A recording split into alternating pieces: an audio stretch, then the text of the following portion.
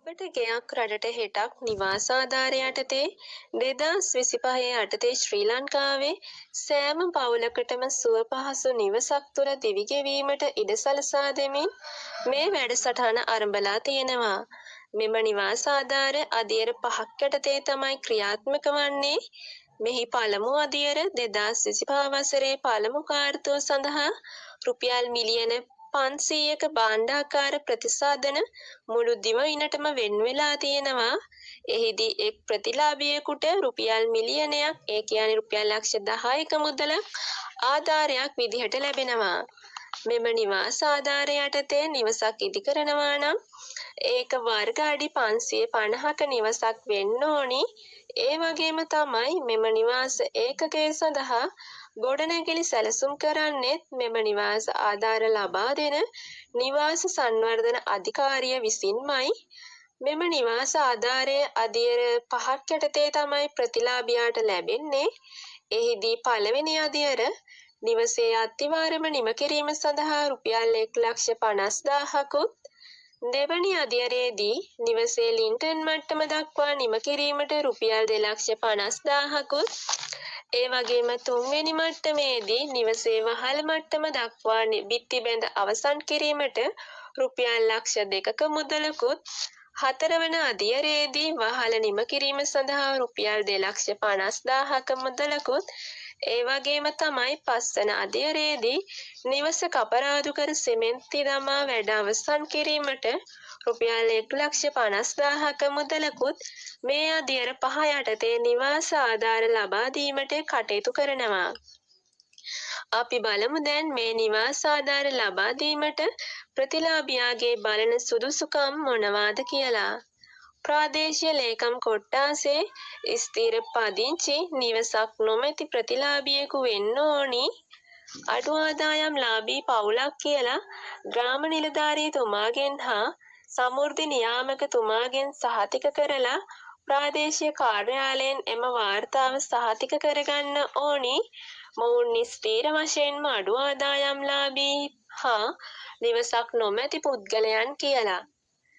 ඒ වගේම අඩු ආදායම් ලාභී ඉන්න කාන්තා මූලික පවුලක් වීම විශේෂ සුදුසුකමක්.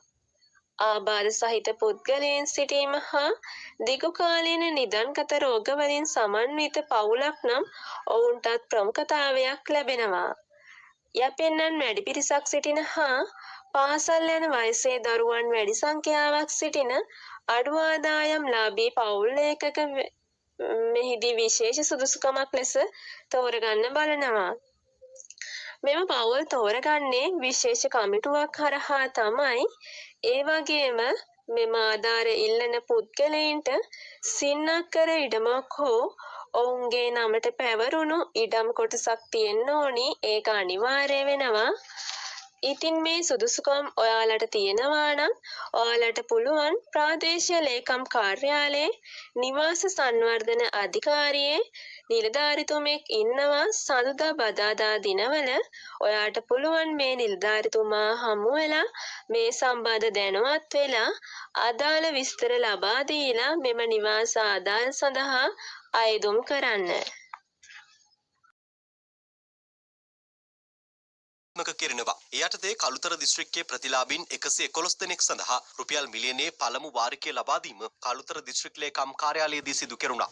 නිවාසයක් හදාගන්න අමාරු ජනතාව ඉලක්ක සහගතව තෝරගෙන යාලගේ දේශපාලන වටපිටාව, අදහන ආගම, කතා කරන භාෂාව මේ වගේ වෙනස්කම් කිසිවක් සලකන්නේ නැතුව ඔවුන්ට මේ නිවාස ආධාර ලැබිය යුතුද නැද්ද කියන එක විතරක් සැලකිල්ලට අරගෙන ඒ නිවාස ලබා දීම සඳහා මේ නිවාස වැඩසටහන ක්‍රියාත්මක කරන එක තමයි අපේ බලාපොරොත්තුව. මේ අවුරුද්දේදී අපි බලාපොරොත්තු වෙනවා මේ නිවාස ආධාර වැඩසටහන යටතේ මුළු ලංකාව පුරාම ගෙවල් 2854ක් ලබා දෙන්න. අපි මිලියන 3000ක් ඒ වෙනුවෙන් වෙන් කරලා තියෙනවා. 2017 18 වගේ කාලවල ආරම්භ කරලා තවමත් අවසන් කරපු නැති නිවාස 44000ක් 45000ක් විතර තියෙනවා. හැබැයි උත්සව සඳහා මිලියන 500ක් විතර වියදම් කරලා තියෙනවා. නමුත් අපේ බලාපොරොත්තුව තියෙන්නේ ඒ අවුරුද්ද තුර අපි නිවාසයේ කටයුත්ත ආරම්භ කරා නම් මේ අවුරුද්දේ දෙසැම්බර් මාස වෙනකොට මේ 2854 අපි අවසන් කරනවා. දැන් ඔබ අද නේද මේ අහන ප්‍රවෘත්ති දිහා බැලුවට පස්සේ ඔබට පේනවා මෙච්චර කාල මේ රටේ සිද්ධ වුණේ මොකද්ද කියලා. ඒ දවස්වල අර නීති විරෝධීව වාහන එකලස් කිරීමේ ප්‍රශ්නයක් කරනවනේ මෙහි. බඩ් කරපු එක. දැන් බලන්නකෝ ඒකට සම්බන්ධ වෙලා තියෙන කවුද කියලා. කලින් ආණ්ඩුවේ ඇමතිවරයෙක් විපක්ෂයේ മന്ത്രിවරයෙකුට වාහනයක් විකුණනවා. දෙන්නම රට පාලනය කරපු පක්ෂ දෙකක අය. ඉතින් කවුරුත් අපෙන් අහන්න එපා මේ හොරකම් කලින් ඇල්ලුවේ නැත්තේ ඇයි කියලා ඇල්ලෙන්නේ නැහැ ඒවා. ඒගොල්ලෝ අල්ලන්නේ පිට කහගෙන ඉන්නවා. ඒස අපි කල්පනා කරමින් ඉන්නේ. ඒගොල්ලෝ දේශපාලනය කරලා තින්නේ ඒගොල්ලන්ගේ ව්‍යාපාර වෙනුවෙන්. අපිට අවශ්‍යයි පුරවැසියා වෙනුවෙන් මේ රටේ දේශපාලනය කර රජය මේවා. ඒකට තමයි මේ ඔක්කොම කැප වෙලා ඉන්නේ ඒකට. දේශපාලන අධිකාරියත්, රාජ්‍ය නිලධාරීනුත්, යෝගම ජනතාව හැමදෙනාම එකතු වෙලා මේ රට ආර්ථික වශයෙන් ඉහළට ගෙනීම සඳහා ඔබගේ ජීවිත සපවත් කිරීම සඳහා වන ව්‍යායාමයක තමයි නිරත වෙමින් ඉන්නේ. රටක් පාලනය කරනවා කියලා කියන්නේ රියැලිටි ෂෝ එකක් නෙවෙයි. රටක් දිනු කරනවා කියලා කියන්නේ අර පද්ධතියම වේදිකාවම ප්ලැට්ෆෝම් එකම උස්සන්න ඕන.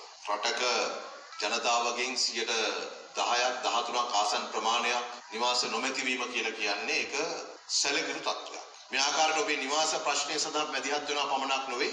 අපේ බලාපොරොත්තුව තිබෙන්නේ ඔබට ආර්ථිකයට දායක වෙන්න තිබෙන බාධා එකින් එක ඉවත් කරන එක සහ ඔබ ගොඩනගන ආර්ථිකයේ ප්‍රතිලාභ ඔබට පහසුවෙන් භුක්ති විඳින සලස්වන එක. උදාහරණයක් ඇටියට මේ මොහොතේ අපේ අධ්‍යාපන අමාත්‍යාංශය අගමැතිතුමීගේ ප්‍රධානත්වයෙන් දියත් කරමින් ඉන්න අධ්‍යාපන ප්‍රතිසංස්කරණ කියලා කියන්නේ ඔබේ දරුවාට මේ සමාජයේ ජීවත් වීමට හැකි හොඳ අධ්‍යාපනයක් ලබා දෙනවා අතරම අනිත් පැත්තෙන් ඒ දරුවාට අලුත් දැනුම ලබා දීලා Tamanට ව්‍යවසායකේ වෘත්තිකේ ආර්ථිකයට දායක වන්නේ හැටියට ශක්තිමත්ව නැගී හිටින්න පුළුවන් විදියට ඒ අධ්‍යාපනය ලබා දෙන එක. ඒ සඳහා ලෝකයේ අලුත් ක්‍රමවේදයන් හඳුන්වා දෙන එක. මේ ගම්වල ජීවත් වන අපේ පවුල් දරුවෝ ලෝකයේත් එක්ක ගැට ගැහෙන එක වළක්වන්න. පැරණි වෙනස් කළ යුතු අධ්‍යාපනයේම පවත්වාගෙන ගත යුතුයි කියලා හිතන පරම්පරාව ඒ අධ්‍යාපන සංස්කරණ විරුද්ධව මේ දවස්වල මහා බොරුවක් සමාජගත කරමින් යනවා. CWW කන්නංගර මැතිතුමා නිදහස් අධ්‍යාපන පනත ගේන්න ගිය වෙලාවේ අර එක්තරා දේශපාලකයෙක් රට පාලනය කරපු කෙනෙක් අගමැති වෙච්ච කෙනෙක් කිව්වයි කියලා කියනවනේ මේ නිදහස් අධ්‍යාපනය ගෙනාවොත් අපිට ගහක් ගෙඩියක් කඩා ගන්න කොල්ලෙක් ඉතුරු එකක් නැහැ කියන්නේ. ඒ වගේ දෙයක් තමයි දැන් මේ කරමින් ඉන්නේ. ලෝකයට ගැළපෙන අධ්‍යාපන ප්‍රසංස්කරණ කරන්න යනකොට ඒ ආධාර වැඩසටහන යටතේ ක්‍රියාත්මක කරන නිවාස වැඩසටහනේ අධීක්ෂණ කටයුතු සඳහා උපදේශන ආයතන තෝරා ගැනීම අඩු ආදායම්ලාභී පුද්ගලයන් සඳහා චීන රජයේ ආධාර වැඩසටහන යටතේ ඉදිකරන නිවාස ඒකක 1996ක නේවාසික වැඩබිම් අධීක්ෂණ කටයුතු සඳහා පැකේජ් 3ක් යටතේ උපදේශන ආයතනයන් තෝරා ගැනීම පිණිස නාගරික සංඝ අධිකාරිය විසින් අභිලාෂ ප්‍රකාශ කිරීම කැඳවලා තියෙනවා. ඒ සඳහා ආයතන 6ක් ඉදිරිපත් වෙලා තිබුණා. ඉන් ආයතන 3ක් පමණක් යෝජනා සඳහා ඉල්ලීම් ඉදිරිපත් කිරීම සුසුකම් සපුරලා තියෙනවා. අමාත්‍ය මණ්ඩලය විසින් පත් කරන ලද උපදේශකරුන් තෝරා ගැනීම ප්‍රසම්පාදන කමිටුවේ නිර්දේශ මත පදනම්ව පා සඳහන් පරිදි අදාළ උපදේශක සේවා සපයා ගැනීමේ කොන්ත්‍රාත්තු ප්‍රදානය කිරීම පිණිස නාගරික සංවර්ධන ඉදිකිරීම සහ නිවාස ඇමතුමා ඉදිරිපත් කළ යෝජනාවට ඇමති මණ්ඩලය අනුමැතිය ලබා දුන්නා. එම පැකේජ් තුන පහත පරිදි වෙනවා.